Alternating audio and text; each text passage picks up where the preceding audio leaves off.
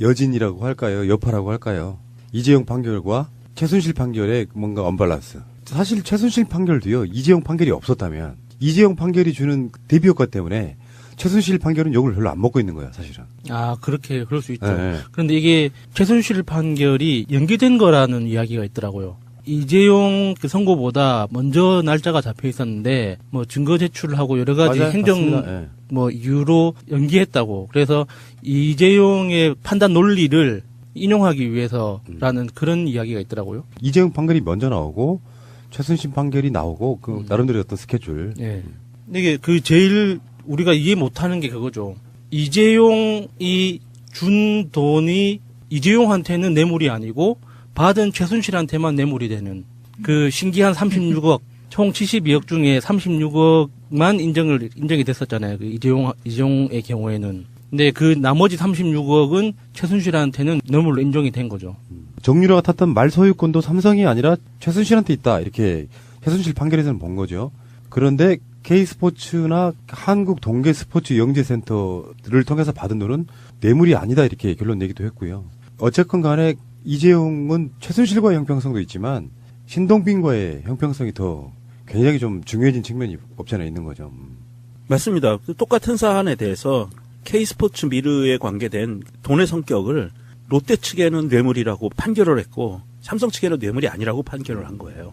이건 굉장히 좀 심각한 오류가 벌어진 사법부 스스로 본인들의 논리적 오류를 그냥 만천하에 공개해버린 끔찍한 사건입니다. 그렇죠. 그러니까 삼성의 청탁이라는 게 그러니까 롯데하고 비교해 보면은 너무나 포괄적이고 광범위해서 그 전체적인 걸 청탁이라고 볼 수 있느냐 해서 이번에 사법부는 아니 그 청탁이라고 보지 않는다라고 판단한 건데 사실 롯데의 경우는 연쇄전 그 입점권에 대해서 자기들이 지금 필요한 사업권에 대한 사업 기회에 대한 그 요구 내용이 너무나 명확했기 때문에 그러면 청탁인 거고 삼성그룹처럼 포괄적인 경영권 승계 그리고 재산 상속 문제처럼 굉장히 부드러운 상속을 위해서는 관여되는 법률들이 굉장히 광범위하고 세세하기 때문에 딱 명시적으로 이 법률 하나를 고쳐주세요 하고 청탁할 수가 없단 말이죠.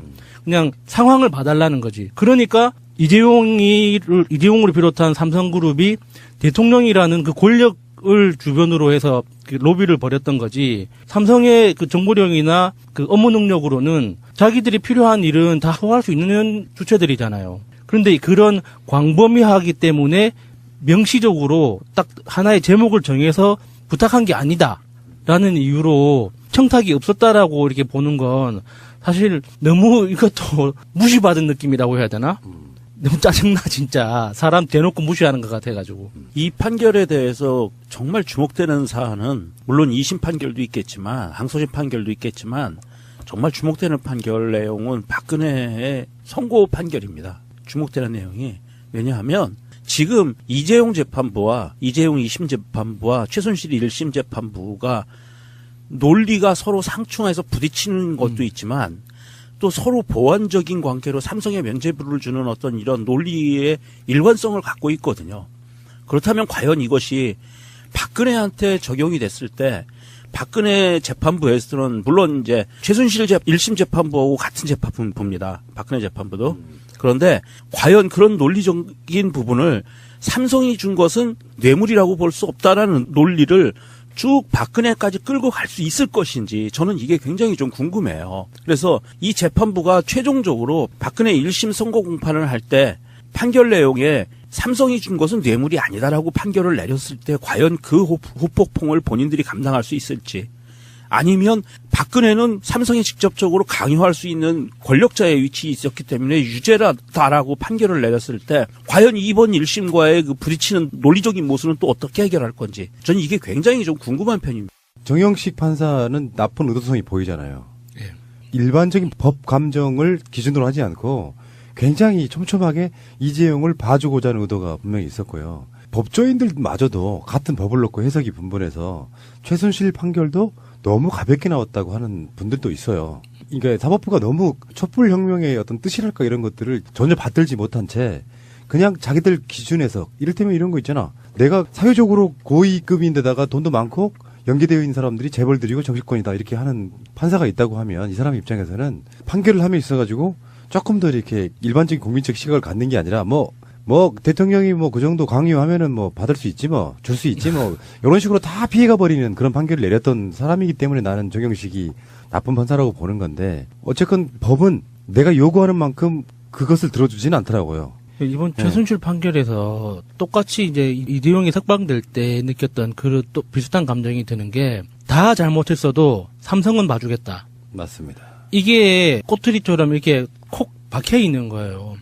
그래서 이렇게 누가 봐도 평소에 뉴스를 찾아보는 일반 시민 정도만 돼도 이재용이 왜 그런 뇌물을 바쳤는지 지금까지 이재용이 이건희로부터 그 상속을 세금을 내지 않고 상속을 받기 위해서 어떤 불법적인 일을 저질렀는지 구체적으로는 몰라도 굉장히 온갖 꼼수와 불법을 행해왔다는 거는 다 아는 사실이잖아요.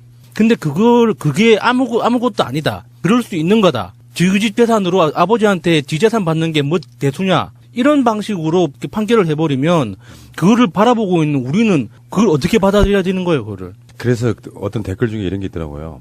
법원은 누구 겁니까? 삼성 거 맞습니다. 그렇게 느낄 수밖에 없는 그런 것도 있었고 또 이런 표현도 봤습니다. 우리가 국정농단의 핵심 단어 중에 하나가 비선 실세잖아요. 네. 정식 라인에 있지 않은 개인적으로 아는 사람이 정권의 실세였다. 뭐 이런 뜻이거든. 네. 그러니까 실제로 정말 비선 실세는 최순실이 아니고 이재용이었던 거죠. 네. 박근혜 위에 최순실이 있고 최순실 위에 이재용이 있다. 그러니까 비선 실세 위에 삼선 실세가 있었던 거죠.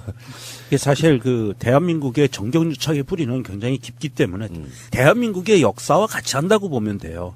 특히 그 정경유착이 뿌리 깊어진 게 박정희 때부터 깊어졌죠. 대기업을 살리는 경제정책을 드라이브를 걸면서부터 심해지고 이게 전두환 때 더 심해지고 해서 계속 내려왔는데 그 결과물이 사실은 삼성이고 현대고 대한민국의 재벌이거든요.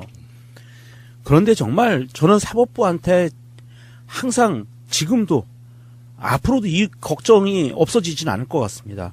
왜냐하면 판사들은요, 이 뇌물죄라는 것에 대해서 명확하게 알아요. 뇌물죄가 형성되는 건요, 다른 거 없습니다.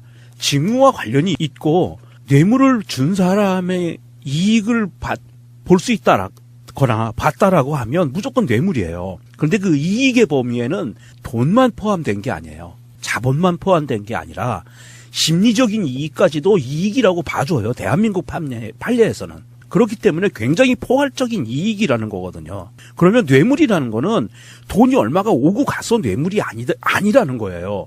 이재용이 편법 승계를 받고 삼성그룹의 전체적인 그 지배권을 자기가 가질 수 있었던 이 어마어마한 것은 당연히 뇌물로 봐야 되는 거예요.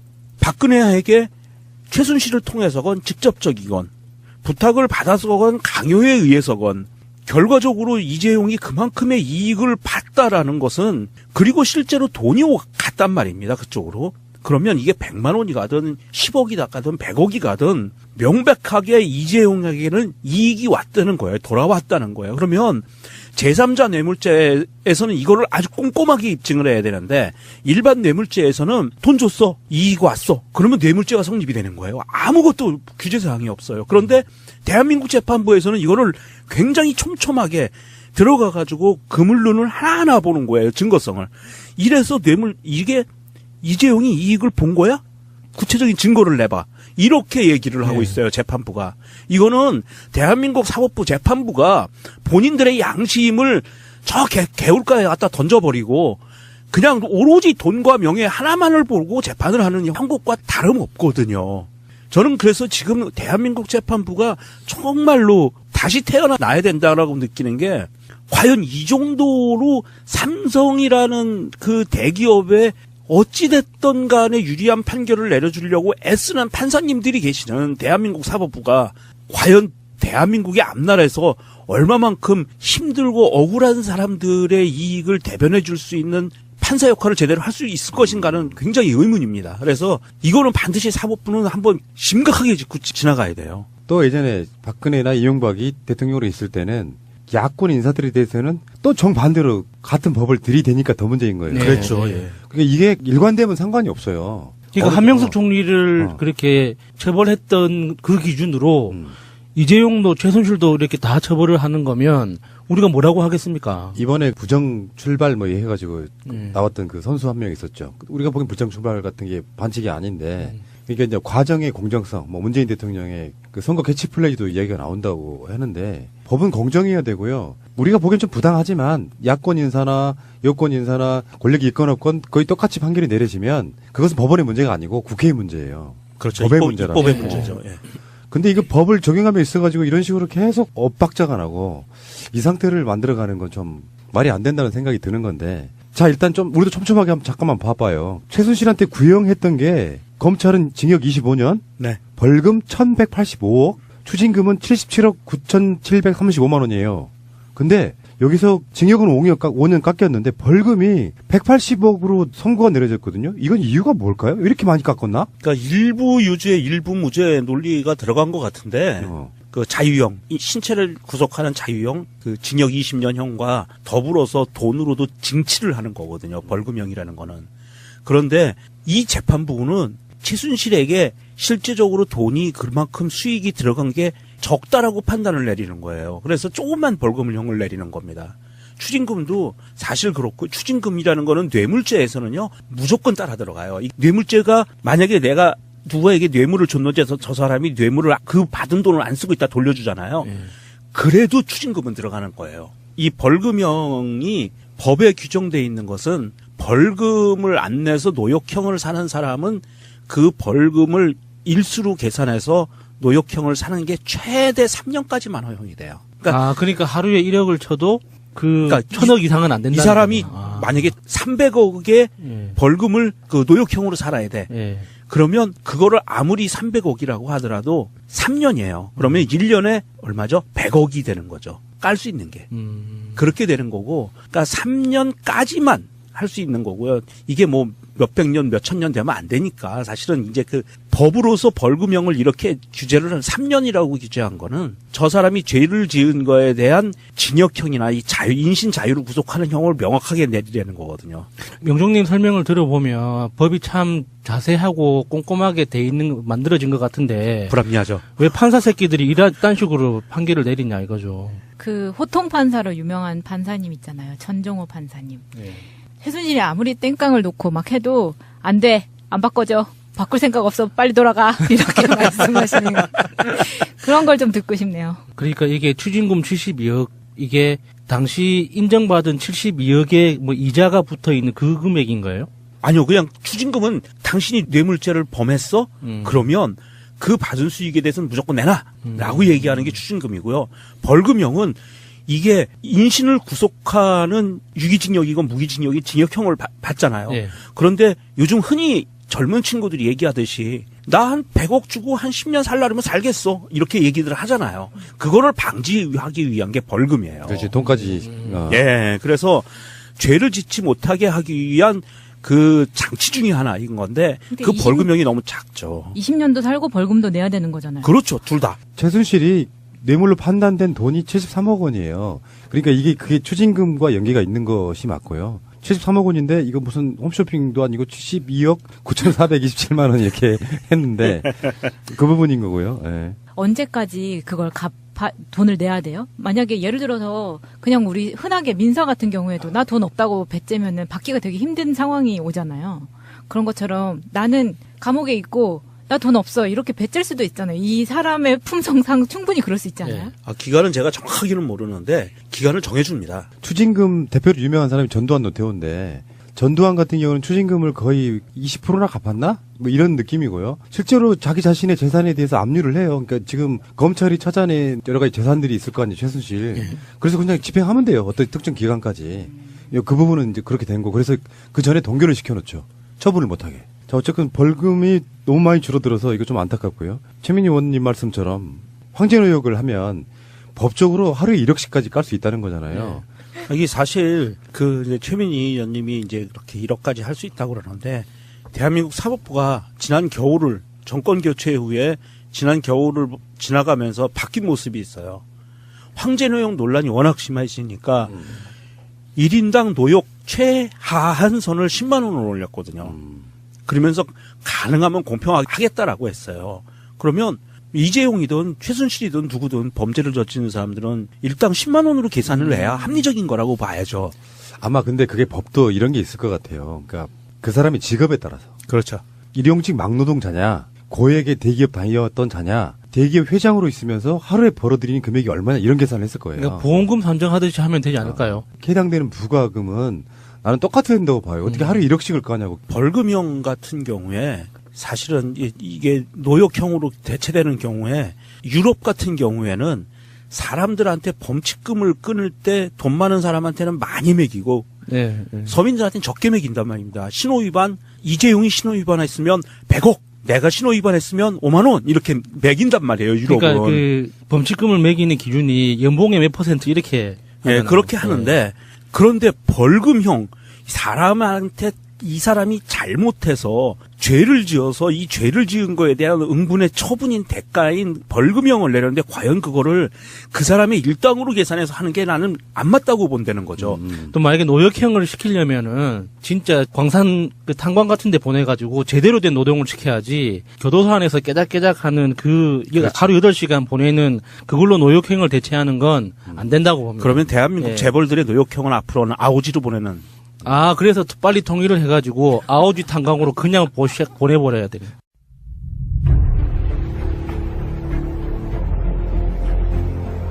국민들은 국가의 존재 이유가 무엇이냐고 물었습니다. 어려울 때 국가가 든든하게 지켜주고 있다는 믿음을 주어야 합니다. 그것이 국가의 존재 이유입니다. 그러면 이제 박근혜는 어떻게 될까요? 공모관계에 있어서의 주범은 박근혜로 본 거예요. 예. 그러면 박근혜는 얼마나 살 수 있을까요? 진짜 최소 30년에서 무기 나오지 않을까요?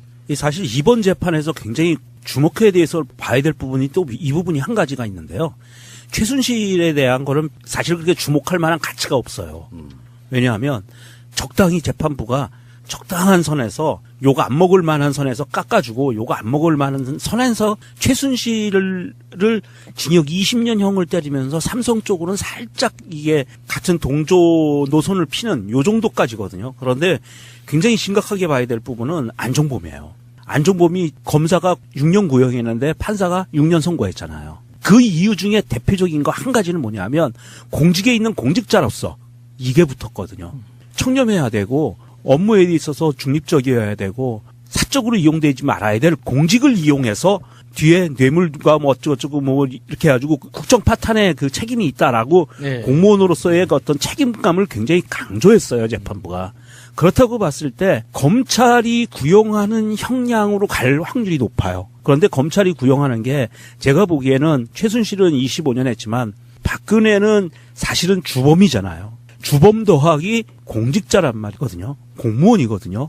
주범 더하기 공무원이 이런 대한민국이라는 나라 전체를 완전히 뒤엎어버릴 만큼의 끔찍한 범죄를 저질렀으면 제가 보기엔 검사 측에서는 정치적인 부담 때문에 사실은 사형 구형은 못할 것 같고요. 우리도 바라지는 않고 무기징역 구형을 하게 될 거고 사법부도 아마 무기징역으로 선고를 하게 될 확률이 높다고 봅니다. 무기징역 말고 그냥 50년 때리면 안 돼요? 무기징역 그래. 싫은데? 무기징역 좀 불안해. 또 무기징역은 언제든지 사면이 될 것 같고 네. 사면 없는 정신형. 대한민국에 아직 사면 없는 그러니까. 정신형은 없어서 문제가 있긴 한데 이게 있어요. 감형제도라는 게 있거든요. 예. 그래서 저 죄수가 성실하게 그 뭐라 그러죠? 요즘 그 모범수. 모범수로 슬기롭게. 슬기로운 감방 생활을 하시면 감형해 주는 제도도 있어요. 네, 이렇게. 네. 예. 그런데 거기에서 차이가 나요. 유기징역과 무기징역과 사형은 한계가 있어요. 감형해 주는 한계가. 얼마만큼까지 감형해 줄 수 있다라는 게 네. 있거든요. 우리가 이전에는 정치인들 감형이라는 거면 그냥 사면, 예. 복권 예, 이 정도로 예. 끝났는데 그게 아니라는 거죠, 이제는. 법대로 하면 사면 복권이라는 게 문제가 아니라 사면을 해줄 수도 없고 유기징역으로 했을 때 형량이 깎이는 것과 감형해 줄 때 무기징역을 했을 때 깎이는 거 굉장히 큰 차이가 있어요. 그러니까 그게 어느 게 더 길어요? 긴 무기가 더 길죠, 당연히. 그래요? 그럼 무기. 그리고 그거보다 더 심한 거는 사형이고요. 뭔지는 모르겠지만 사행은 반대. 일단 무기. 사형은 좀 바로 죽여버리면 안 되니까. 네. 박근혜가 원래 유영아와 세운 전략은 그래서 딱 한 가지밖에 없었던 거예요. 이렇게 저렇게 아무리 유영아가 박근혜 뭐 최측근이라고 해도 법을 전공한 사람이잖아요. 계산기를 두들겨 볼 게 아니야. 이 상태에서 그냥 재판을 받으면 뭐 한 2, 3년에 살고 나오지 가볍게 한숨 잔다 생각하고 진짜. 지금까지 뭐 생활하는 게 뭐 힘들어서 살고 왔으니까 쉰다 생각하고 정봉주 의원처럼 막 1년 살면서 몸도 만들고 그런데 계산기 두들겨 보니까 최소 20년, 30년 나오게 생겼거든요, 최소. 그러니 이거를 어떻게 정식 재판을 받아요? 딱 한 가지 방법밖에 없는 거예요. 땡깡. 국민적인 붐을 만들어서 불쌍한 코스프레를 해서 나는 사면 받겠다. 내가 봤을 땐 그래요. 그들이 노리는 시나리오는 되게 단순한 거예요. 국민들한테 우리 동전 여론은 계속 있고. 그래서 다음 대통령 정권 교체를 해야 돼요. 걔네들은. 일단은. 네. 문재인 대통령이 박근혜 사면하는 일은 없죠. 정권 교체를 해가지고 2, 3년 안에 사면을 받는 그런 식의 시나리오인 거예요. 그러니까 기대치지. 뭐 음모가 있다 이런 게 네. 아니라 그러면은 최소한 박근혜가 7년 정도는 감옥에 gat혀 있어야 되는. 그래도 박근혜가 이제 70이 한참 넘고요. 사람이 생각해 보세요. 나 군대 30개월 딱 나왔거든요. 전방 입수도 안 해가지고 혜택도 못 받았어. 그래서 나보다 늦게 들어오는 애들 제대 빨리 할 때 좀 열받았는데 감옥 같은 데 갇혀 있으면은 하루가 1년 같을 때가 있거든요. 근데 그 가진 돈으로 온갖 허사를 누리고 온갖 좋은 것을 먹으며 인생을 즐기고 살던 사람들이 밖에 나가면 돈이 어마무시하게 있는데 쓰지도 못하고 겨우 해봐야 이제 우리 군대 갔을 때랑 똑같은 거 아니에요. 영치금 쓸 수 있는 금액이 정해져 있다면서요. 하루에 얼마 이렇게. 그거 안 가봐서 모르고요. 네. 닭다리도 먹을 수 있던데. 그러니까 우리 군대 갔을 때 짬밥에 반찬이 마음에 안 들면 PX 가가지고 반찬 뭐 볶음 고추장. 그렇지. 짭짤한 거 먹고 사 먹고 그랬는데 네. 그 가진 돈으로 누릴 수 있는 거라고 해봐야 그 정도예요. 그렇다 보니까 어쨌건 박근혜는 한 7년 정도 기다리는 그리고 정권 교체를 시켜야 되는 순간인데 이렇게 아무리 땡깡 부려봐야 안 돼요. 그래서 다시 한번 권합니다. 박근혜 씨에게. 재판도 안 나오고 국선 변호인이 얼개설기하면 국선 변호인이 박근혜 편을 안 들어줬기 때문에 우리가 중형맞았다 이런 논리를 분명히 들이댈 겁니다. 다음 달에 이제 네. 박근혜 선고가 네. 나오면은 이번 재판에서도 그런 이야기가 나왔어요. 최순실도 그렇고 안종범도 그렇고 자기가 반성하지 않아. 계속 방송하지 않아요. 막 이상한 말 내뱉고 있잖아요. 음모, 기획설 막. 예. 그런 거예요. 정권을 바꾸려고 누군가가 의도적으로 아무 잘못이 없는 관계나 시스템을 지들끼리 관계를 그냥 음모로 그냥 몰아가지고 대통령 끌어내리고 감옥에 가뒀다 이렇게 말하는데 그건 말도 안 되는 것이고 최순실이라든지 박근혜 이 두 사람이 감옥에서 나오는 날은 제일 경계하는 게 그런 거예요. 우리가 봤잖아요.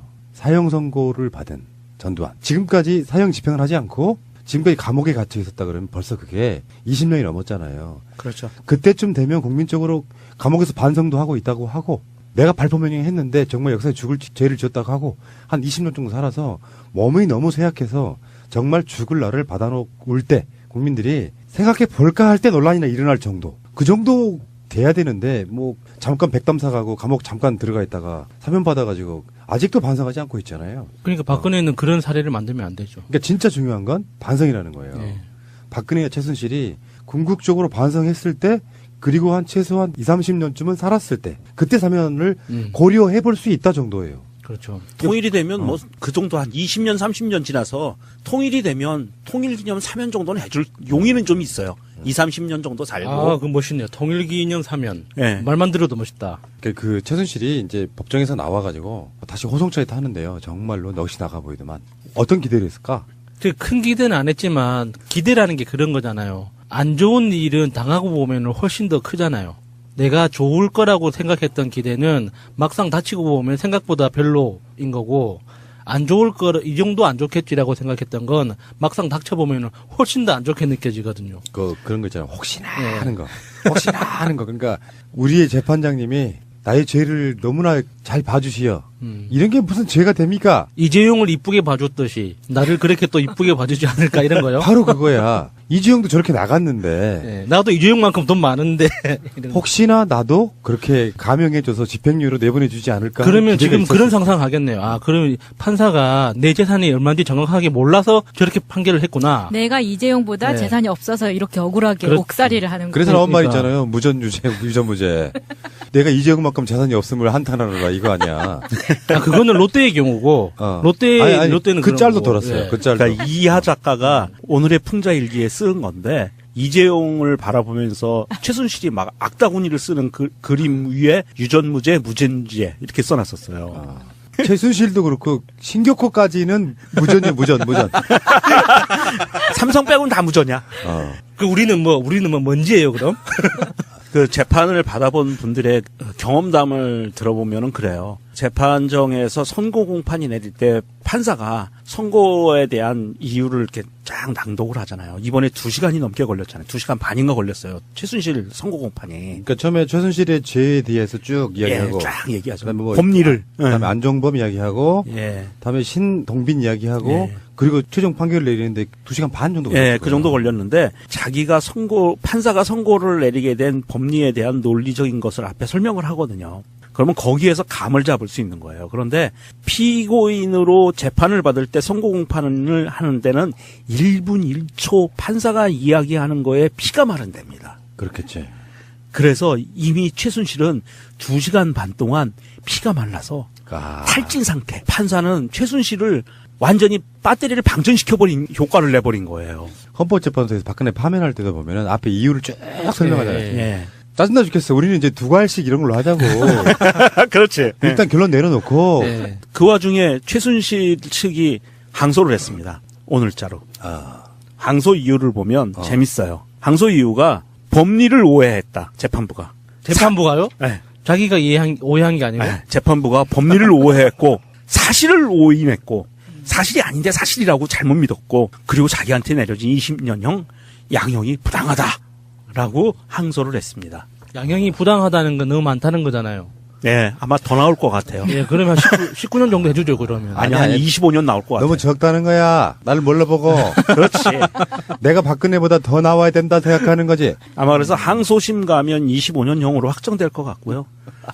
대법원 가면은 대법원에서는 이유 없음 이렇게 해서 끝날 것 이게 같습니다. 진짜 중요하다니까요. 법원 판결에 있어서 가장 중요한 건 반성이에요. 맞습니다. 그러니까 반성을 처절하게 하면 최소 10년짜리가 있잖아요. 반으로 깎이기도 하고. 그래요. 맞아요. 아니, 그런 차원에서 삼성 생각하면 너무 열받죠, 진짜. 사람은, 법원이 이제 사람 진짜 뭐 무식쟁이로 보는 건지. 이게 우리나라 사법부에서 제일 문제되는 것 중에 하나가 우리가 항상 봐왔던 장량감경. 판사의 판단에 의해서 그냥 깎아줄 수 있어요. 장량 강경이 말이 좋아서 장량이지, 내 맘대로잖아요. 그렇죠. 내 맘대로. 이제 거기에 아까 얘기한 정상 참작 반성을 하느냐 뭐 이런 건데 반성하는 기운은 얼마든지 거짓으로 만들어낼 수 있는 거거든요. 아, 근데 이런 건 있어. 이게 전략인데 변호사가 반성을 하게 되면 뭐가 뒤에 남냐면은 자기 범죄를 인정하는 게 거죠. 된단 말이에요. 예. 그러니까 최순실이라든지 그들 입장에서는 나는 그렇지 않았다고 인정할 수가 없기 때문에라도 항변을 한단 말이에요. 반성을 안 하고. 근데 국민적 감정과 그렇게 해서 겪은 우리 국가의 어떤 그런 것들이 있죠. 자기네 기준에서는 사실은 대통령이 되면 뭐 재벌들 불러다가 후원금도 내게 하고 별짓거리 다 한다고 생각했던 게 죄라고 생각하지 않았기 때문에 그 부분에 대해서는 우리들 입장에서는 전혀 그렇지 않잖아요. 정경유착이 80년대, 70년대 그 뿌리 깊은 정경유착이 사실 다 뇌물이거든요. 정경유착이라는 표현은 정치적 표현인 거지만 예. 맞아요. 법적으로는 뭐 뇌물 뭐 이런 다 게 뇌물이죠. 해당된다고. 예. 근데 그 상황에서 시대가 바뀌었어. 국민적 법감정이 있어. 예전의 관행대로 해왔습니다만 정경유착을 넘어 뇌물로 볼 수 있다는 거에 대해서 이제서야 처절하게 깨닫습니다. 반성하고 국민 여러분께 죄송합니다. 이 정도 메시지가 나와주면요. 가볍게 정리가 돼요. 사회적 기준이 만들어진단 말이에요. 제가 항상 하는 말이 그래요. 범죄를 저지른 특히 위정자 등의 어떻게 역할을 했던 사람들이 자기 자신에 대한 범죄를 인정을 하고 대국민 사과를 하면 상당히 많은 시대가 좋아지는 측면이 있는데 계속 자기들 지지자에 의해서 어그로 끌게 만들어가지고 나라를 혼란 이렇게 만들어가는 게 정말 더 나쁘다는 것이 제가 말씀드리고 싶은 거고 지금 그 자유한국당의 논평이 나는 정말 얘들 왜 이러나 싶은 게 그런 느낌이에요. 이재용 판결에 대해서는 경의를 표했어요. 재판부가 정말 잘 판결했다. 법원의 현명한 판결에 경의를 표한다. 묵시적 청탁이라는 억측과 예단으로 무리하게 혐의들을 끼워 맞추듯 만든 여론몰이 수사와 정치적 수사는 이 땅에 다시는 있어서는 안 될 것이다. 경영 일선에 있어야 할 기업인을 1년간 구속시키고 징역 12년을 구형했던 특검이 이제 답해야 할 차례다. 법원은 지속적으로 정치적 외압이나 여론에 흔들리지 말고 법리와 증거 그리고 양심에 따라 재판에 임해야 할 것이다. 이것이 국민들이 바라는 공정하고 정의로운 나라다운 나라일 것이다. 이 개새끼. 어디서 나라다운 나라를 주둥아리에 올리고 그러니까 이재용 판결을 놓고 공정하고 정의로운 나라다운 나라라고 말을 하고 최순실에 대해서는 이번 판결을 계기로 다시는 대한민국에서 국민이 위임한 숭고한 권력을 사유화하고 이를 개인의 사리사욕에 이용하는 국정농단의 역사가 되풀이되지 않기를 바란다. 아니, 이 방금 그 장제원의 개소리만 보면 자기들은 이번 국정농단 사태하고 아무 상관없는 제3자인 척해. 자기들은 아무 책임도 없고 아무 그러니까. 관련도 없었던 이런 사건을 처음 보는 낯선 것처럼 이렇게 이야기하는 게 그러니까 박근혜가 자기 당의 사실상의 존재였잖아요. 사실상의 존재. 그렇죠. 그래서 공천까지도 친박으로 전횡을 휘둘렀고. 그러니까 원내대표가 김기춘이 지시하는 대로 수행하고 움직였다는 증거들이 다 나왔었잖아요. 수사 과정에서. 그러니까 이 개 XX는 이런 거지. 박근혜가 탄핵당하니까 바른정당 만들어서 토끼고 33명이나 그리고 정치적인 어떤 상황이 또 불리해지니까 다시 복당하고 요 개지랄들을 했던 그러니까 복당한 이유가 딱 하나밖에 없는 거잖아요. 큰 간판이 필요하니까 복당한 거지. 그거 말고 뭐 있어요, 이것들이. 예. 그러니까 최순실의 이제 구형을 보고 아까도 이야기가 좀 더 나왔습니다만 박근혜에겐 중형이 불가피하고 근데 이제 이런 논리들도 있어요. 뭐 다른 방송에 또 그래야 다루겠습니다만 결국에는 지금 이재용 판결과 최순실 판결과 앞으로 있을 박근혜의 판결을 대략 예상해 보면 그거 핵심은 이제 다 지우고 박근혜라고 하는 어마어마한 권력자가 최순실이랑 공범과 함께 재벌들을 찍어 누르니 어떡하냐? 여기 이제 이재용에 대한 논리 같은 그렇죠. 거예요. 네. 어차피 이재용이 그 박근혜의 어떤 요구에 대해서 화답하지 않았더라도 삼성이 망할 일은 없어요. 깨놓고 이야기해서. 아, 그렇죠. 예. 이재용은 달랐단 말이에요. 승계 작업에 있어가지고 지분 문제, 국민연금. 그러니까 그 지점에 대해서 우리가 조심해야 되는 거예요. 제가 생활 속에서 삼성 불매 운동을 한다고 하지만 그 삼성 불매 운동은 굉장히 상징적인 거일 뿐이에요. 삼성을 망하게 하자는 게 목적이 아니라 이재용은 삼성그룹하고 관계가 없는 사람이에요. 실제로는 개인 재산을 관리하기 위한 방법으로 삼성그룹이라는 도구를 선택한 그 일가인 거죠. 그러니까 삼성은 기업으로서 굉장히 훌륭한 기업이고 우리가 보호할 수만 있다면 계속 그 브랜드를 활용해 나가고 국가적 브랜드로 키워 나가야 되는 건 맞아요. 그런데 삼성이 기업으로서 훌륭한 것과 이재용이 자기의 개인 재산을 삼성이라는 기업을 활용해서 탈세하고 불법적으로 승계하고 상속하기 위해서 이렇게 정치를, 법을, 사회적인 규칙들을 이렇게 개무시하면서 전부 다 이 나라 자체를 자기들 발 아래 놓고 움직이는 건 다른 차원의 문제인 거거든요. 그러니까 SK도 그렇고 롯데도 그렇고 기본적으로 구조는 똑같습니다. 요번에 롯데 뭐 이렇게 그 신동빈이 구속되니까 뭐 기업들이 뭐 위축된다 그러는데 그러면은 기업들은 다 불법을 저지르고 있다는 뜻이잖아요. 그게 어떻게 그 말이 안 되는 소리잖아요. 그러니까 삼성이라는 이름이 끼어 있기 때문에 우리 어떤 시민사회나 우리들이 기업을 적대시하거나 기업을 싫어하는 것처럼 비치는데 그게 절대 아니라는 거예요. 삼성 일가를 정확하게 처벌하기 위해서 지금 민주진보 진영에서 지금까지 계속 싸워오는 거지 삼성이라는 기업 자체를 망가뜨리기 위한 게 아니거든요. 그런 건 우리가 조심해야 돼요. 불법을 저지르고 있는 기업 집단 그리고 그 불법에 대해서 처벌받지 않는 돈의 권력을 이용해서 처벌받지 않는 기업 집단에 대해서 우리가 징치하자는 거고 그 기업 집단을 자신의 사용을 채우는 데 이용하는 그 총수 일가 야수님이 얘기했듯이 그 총수 일가에 대한 적절한 처벌을 하자라고 이야기하는 것이고요. 사실은 이제 그 와중에 여러 가지 뭐 삼성을 분할해야 된다 뭐 여러 가지 말이 나오는데 그것이 폐해와 불법을 방지하기 위한 차원이어서 이야기를 했던 것이고요. 그런데 언론에서는 삼성만 나오면 롯데만 나오면 현대만 나오면 대한민국의 이 재벌 그룹들이 관련된 범죄에 대한 수사나 재판의 결과가 나오거나 중간에 동향에 대한 뉴스를 전할 때는 항상 그 얘기가 붙습니다. 대한민국 경제가 이 기업이 잘못되면 대한민국 경제가 안 좋다. 이 기업에 먹여 살리고 있는 노동자들은 누가 책임질 거냐. 이 기업이 그래서 망하면 누가 책임질 거냐. 뭐 이딴 식의 논리밖에 세우지를 않고 있어요. 그런데 이 논리가 어디를 이용해서 퍼지냐면 예전에는 조중동을 이용해서 퍼졌거든요. 조선일보가 선두에 서서 항상 그 깃발을 들었는데 요즘은 경제신문으로 옮겨갔어요. 경제신문들이 계속 이런 논리를 개발해서 끊임없이 나오고 있습니다. 예. 어쨌든 간에 최순실의 혐의가 20개 가운데서 박근혜와 교집합인 공범관계가 13개예요. 그중에 삼성에 대한 제3자 뇌물수수 혐의 2개를 제외하고 11개 혐의에 대해서 유죄를 선고했거든요. 근데 박근혜만의 죄가 있어요, 또. 최순실과 겹치지 않는 누가 더 이제 창의적 범죄를 했느냐 이런 건데. 자, 그거 법원을 한 무대기로 본다면 최순실과 박근혜가 공범 관계인 법의 판단은 사실상 그 범위를 벗어나기는 어렵다. 확 벗어나지는 않을 거 아니에요. 공범을 관계를 받고 유죄를 확정했으니까 박근혜의 그 창의적 범죄, 크리에이티브한 범죄 몇 가지가 더 있습니다. 첫 번째, 문화예술계 블랙리스트 기획 및 집행 지시는 직권남용 및 강요.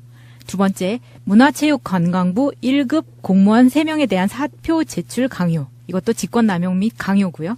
세 번째, 노태강 전 문체부 체육국장 사직 강요. 이것도 직권남용 및 강요고요. 네 번째, 이미경 CJ 부회장 퇴진 압력. 이것은 강요 미수입니다. 다섯 번째는 최 씨 상대 청와대 비밀문건 유출. 이것은 공무상 비밀 누설죄입니다.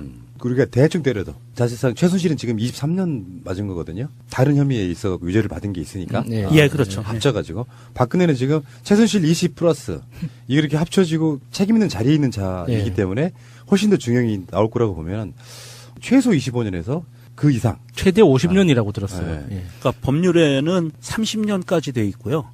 징역형이 예. 30년까지 돼 있고 50년까지 가중 처벌할 수 있다라고 돼 있고요. 그리고 그거보다 무서운 게 무기징역 그리고 사형이에요. 어느 시점까지 저렇게 빡빡 나는 잘못이 없어를 우기다가 어느 시점에서 진정한 참회의 눈물을 흘릴지도 한번 지켜봐야겠습니다. 박근혜 씨가 만약에 법정 최고형을 받는다. 뭐 제 생각대로 무기징역을 받았다. 그러면 그 다음에 또 재판이 또 있잖아요. 이번 사건 말고 또 추가된 혐의가 또 하나 있어 재판이 예. 열릴 거거든요. 국정원 특활비 유용 문제. 아, 그러네. 그거 또 남았어요, 재판이. 아이고. 그러면 거기에 또 무기징역 더하기 몇 년이 돼버린단 말입니다. 박근혜의 범죄 개수가 한 100개쯤 되면 대략 예. 이명박의 범죄 개수는 대략 세어보니까 한 500개쯤 되더만요. 어마어마하게 나쁜 놈이었던 게 드러나고 짧게 제가 이런 말씀 하나 드리고 싶어요. 박근혜 씨가 대선 주자로 나왔을 때 제가 트위터 등을 통해서 했던 말이에요. 내가 박근혜라면 아버지의 죄, 아버지가 국민들께 행했던 여러 가지 민주주의를 말살하는 죄들 있잖아요. 그것을 대신 사죄하면서 인혁당 사건 같은 경우 있잖아요. 예. 그런 사건들을 통해서 돌아가신 분도 많고 정치권에 나왔으면 자기 자신의 무리들, 유신, 보수 수구정당 이런 무리들을 위해서 싸우는 게 아니라 힘약한 국민들을 위해서 싸우는 박정희 왕조의 박근혜 공주가 됐다면 굉장히 오랜 시간 동안 추앙받았을 건데 라는 생각을 이야기를 해본 적이